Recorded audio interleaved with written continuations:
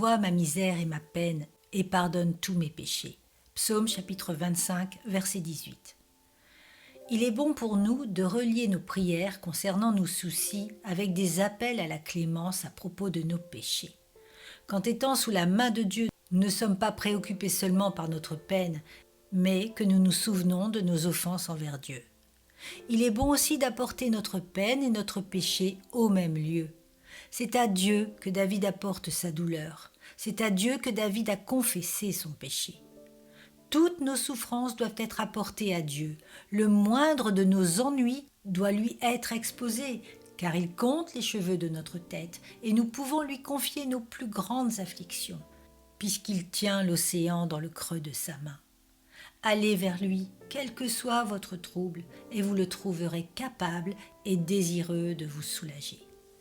Mais nous devons également présenter nos péchés à Dieu. Nous devons les apporter à la croix, afin que le sang coule sur eux pour les purger de leur culpabilité et détruire leur pouvoir polluant.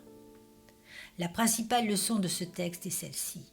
Nous devons aller vers le Seigneur avec nos peines et nos péchés, dans un bon état d'esprit.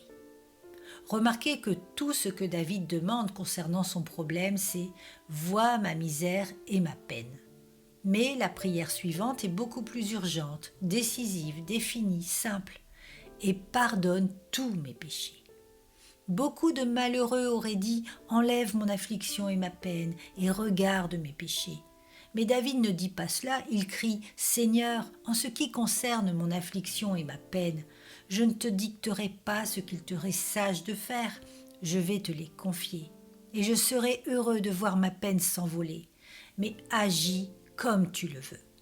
Quant à mes péchés, Seigneur, je sais ce que je veux que tu en fasses, je veux que tu les pardonnes, mais je ne peux endurer de rester sous leur malédiction un moment de plus. » Un chrétien considère l'affliction plus légère à supporter que le péché.